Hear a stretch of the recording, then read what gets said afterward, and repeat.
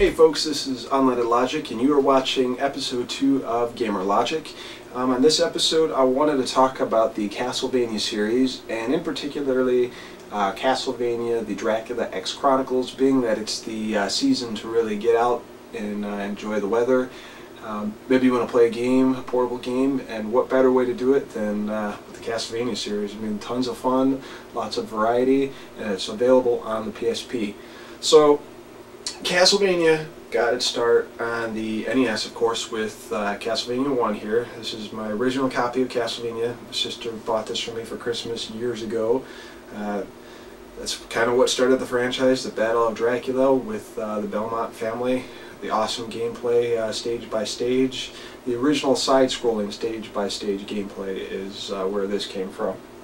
And of course that was followed by Castlevania 2, Simon's Quest, which was a bit of a departure from the series actually, as it was open. Instead of being a stage-by-stage basis, it was just one open world, kind of like Zelda 2 or Metroid. And it was kind of a big departure from the series. A lot of people don't like it. I like it. It was actually the first Castlevania game I ever played, which we rented, and I liked it a lot. And finally, the last game for the NES system that was released was Castlevania 3 Dracula's Curse, which is considered the best Castlevania out of the three. That introduced a couple spirit characters. It was also the first time Alucard was in a Castlevania game, and that featured multiple branching paths, different endings depending on what character you were, and just overall awesome gameplay. Now, what's actually very interesting about that is if you look in front of Castlevania here, I have a Japanese Famicom version of Castlevania 3. Now, this version is actually an enhanced cartridge for the Famicom. The Famicom and the NES were both on the same level in terms of gameplay, but this cartridge had the SNES equivalent of a Super FX chip, which resulted in a lot of better graphics, backgrounds. Music is even a little different. Some people prefer the music of the Famicom version to the Castlevania 3 version on the NES. I actually like the NES version because it's kind of what I grew up with, I guess.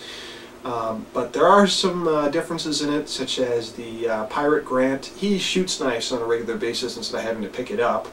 And there's some differences in enemies and a couple other things. So, in between which version I'd have to pick, gameplay-wise, I'd probably have to go with the Famicom version, but music-wise, I gotta go with the original Castlevania 3. And that was it for the NES lineup.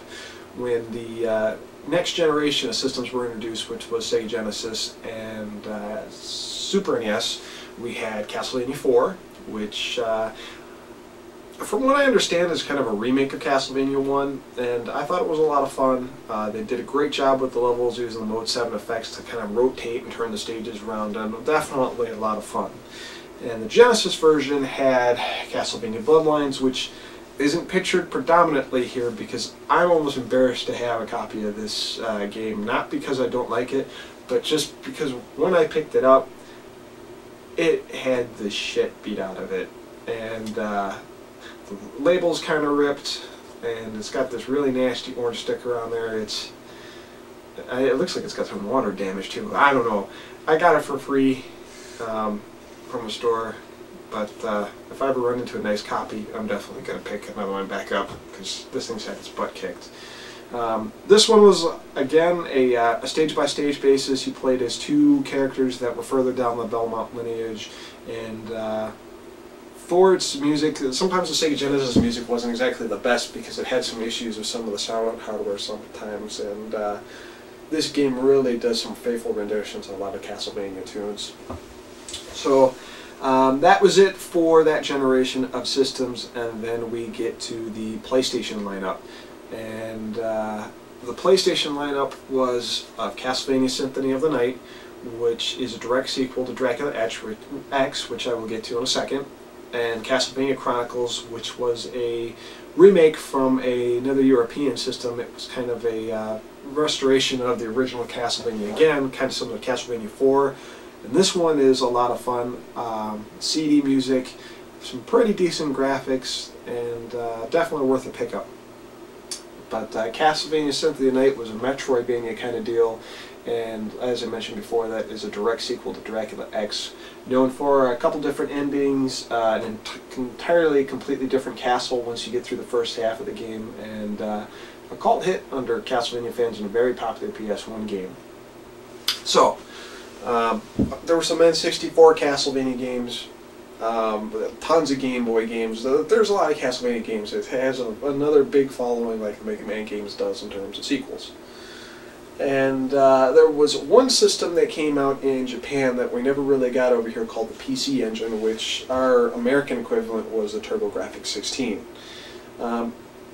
Dracula X Rondo of Blood was kind of the Castlevania game at the time because it had really well done graphics, CD music, multiple paths, multiple endings, secret characters you could be. It just had a ton of awesome stuff. And it was actually petitioned, a lot of North American fans of Konami petitioned for the game to actually come out. And Konami never obliged to it, unfortunately. Well, this kind of introduces us to the game I was talking about, which is for the PSP here, called Castlevania the Dracula X Chronicles.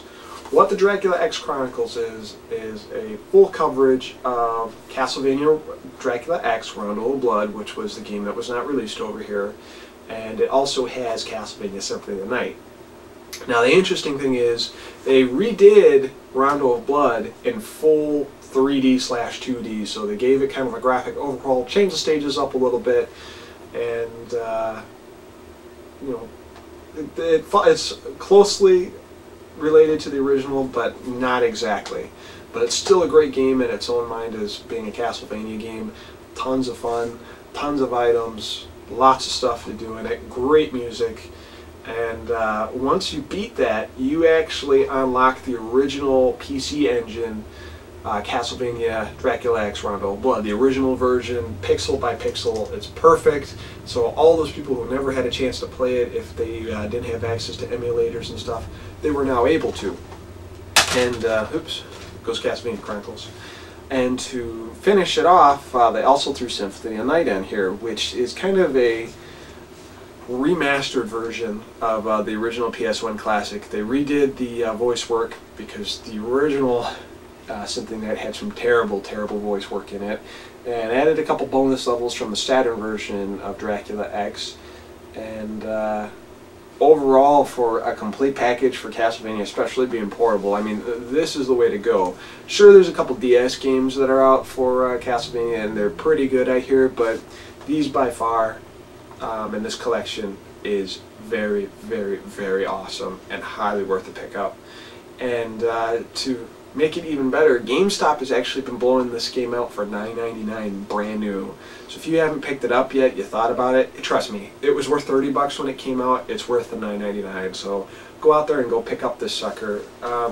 As you've probably seen through some of the gameplay and stuff I showed you, it's very well detailed, and the sounds and the music and everything else are great. I give it a 5 out of 5. It's an excellent collection and definitely should be in your PSP library.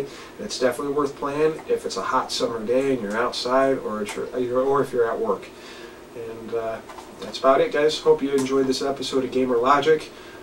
We'll be back soon, and peace.